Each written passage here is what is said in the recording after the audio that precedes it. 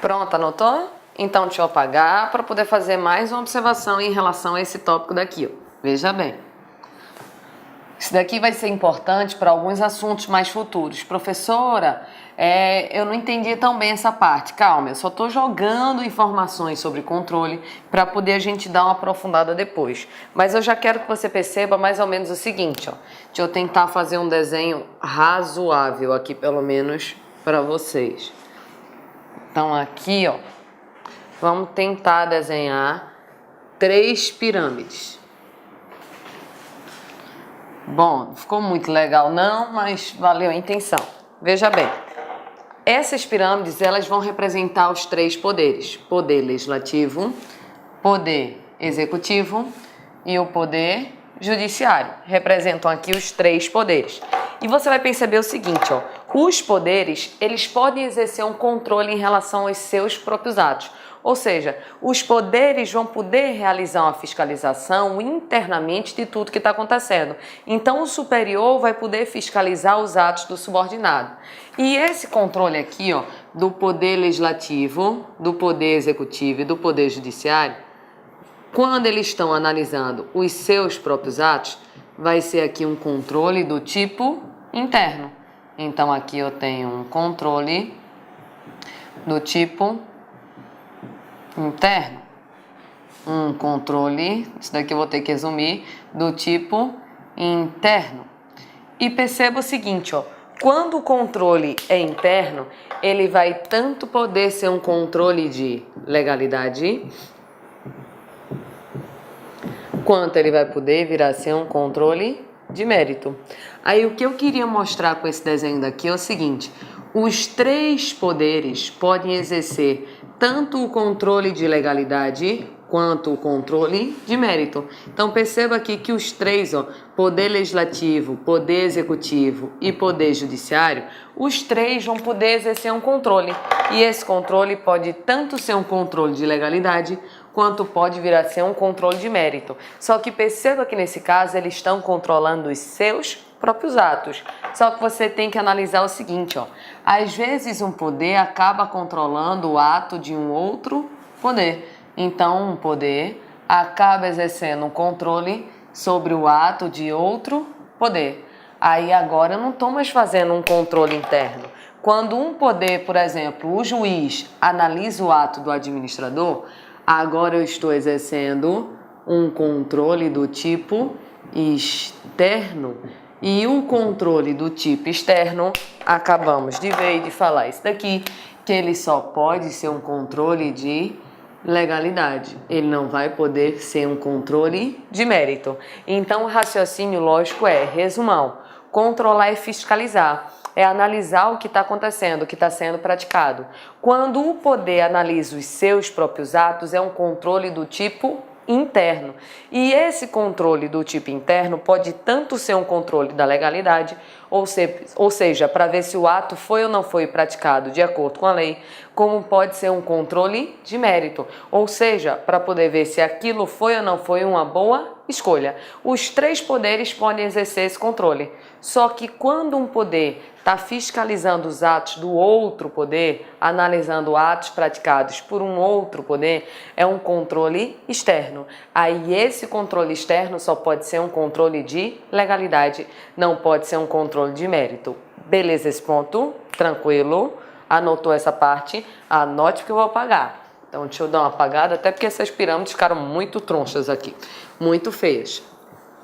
Só quero fazer uma única observação aqui para você, para poder a gente voltar lá para a parte dos poderes.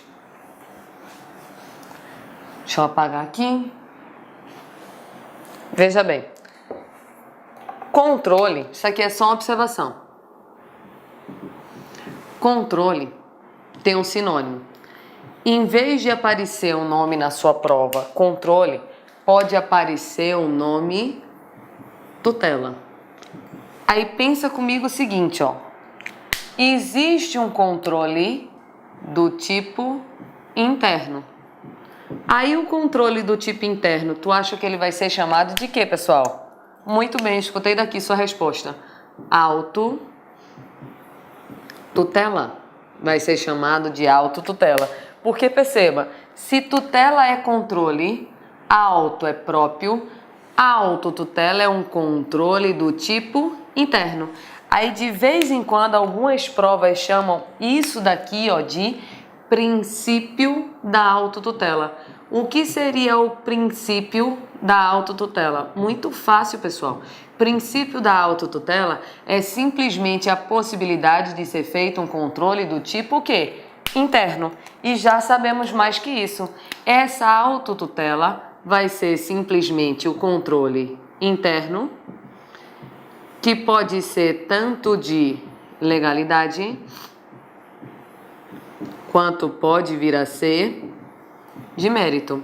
Então as provas adoram pedir assuntos sobre o princípio da autotutela. Fica fácil depois que você já viu esse tópico. Se tutela é controle, se auto é próprio, a autotutela é um controle do tipo interno. E esse controle do tipo interno pode tanto ser um controle de legalidade, quanto pode vir a ser um controle de mérito. Beleza? Esse tópico a gente vai falar mais de controle um pouco mais pra frente. Agora a gente vai voltar para o material slide para fazer mais uma diferença. Deixa eu pegar aqui, deixa eu apagar o quadro mais uma vez.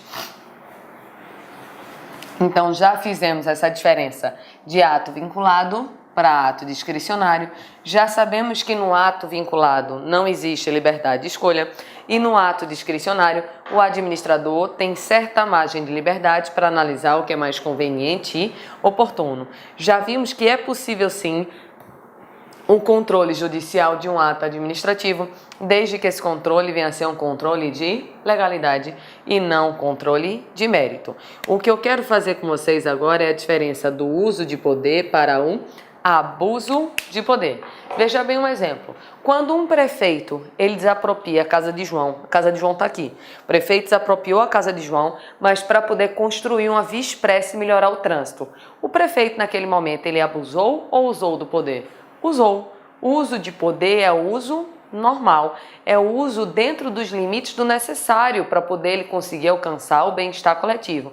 Então, o uso de poder não tem nenhum problema. Falou em uso de poder, é o uso normal do poder. O uso do poder é o uso para se alcançar os deveres, para que o administrador consiga alcançar as suas finalidades.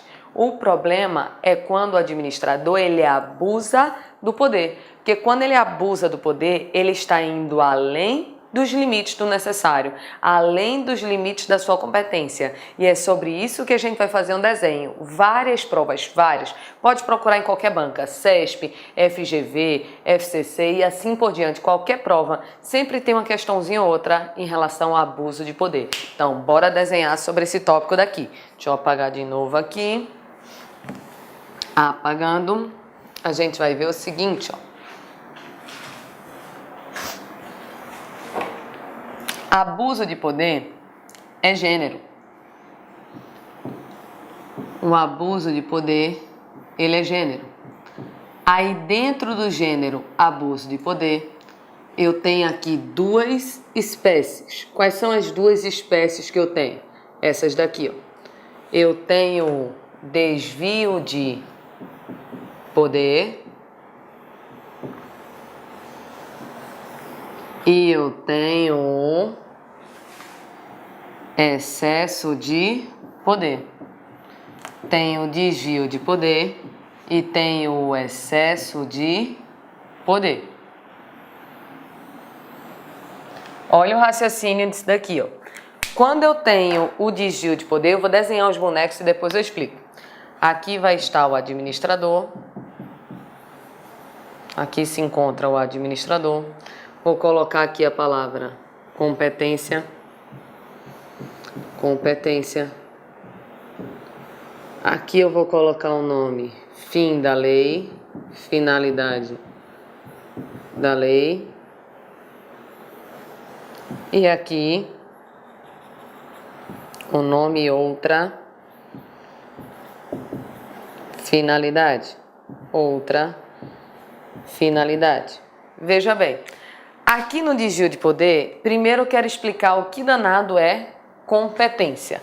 Competência é muito diferente no direito administrativo para o termo que nós usamos no dia a dia. Por quê? Porque no dia a dia, quando você diz João é competente, é porque provavelmente você está gostando do trabalho de João. Quando vem alguém, sei lá, fazer uma obra na sua casa e te diz, mas menino, João é competente, aí você está querendo dizer o quê? Que João é bom no que faz. É esse o raciocínio.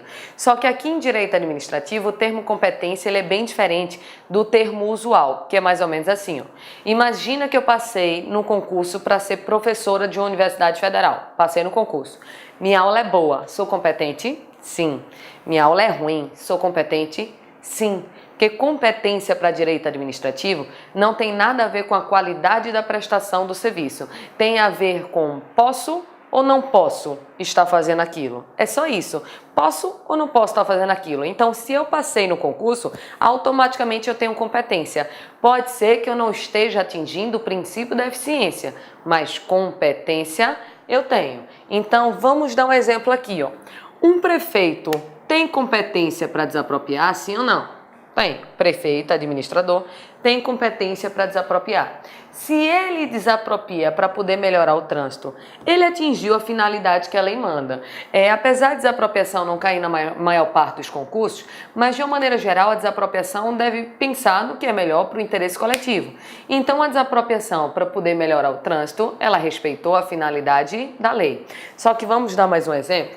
Vamos imaginar que o prefeito ele tinha um inimigo político e quando ele foi prefeito ele desapropriou a casa do inimigo político dele por pura forma de vingança.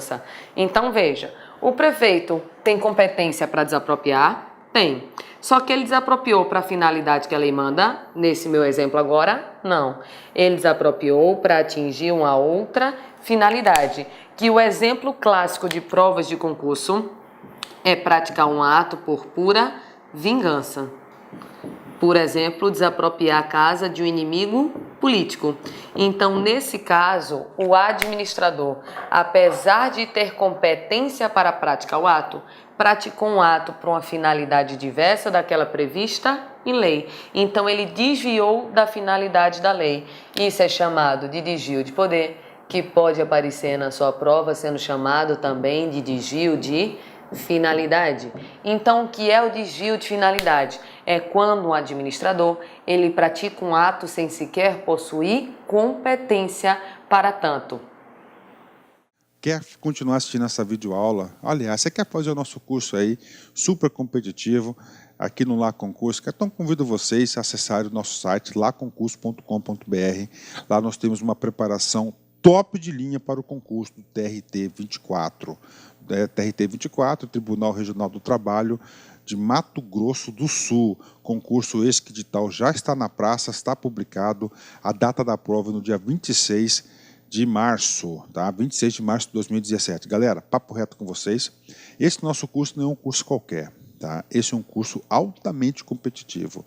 Você pode pesquisar, você pode procurar o trabalho dos nossos grandes professores na internet e você vai chegar à conclusão seguinte, que aqui no Lá Concursos é o melhor custo-benefício do mercado. Nós aqui do LAC, nós temos 3 cursos para o TRT 24. Primeiro, o curso de analista judiciário, área administrativa, tá?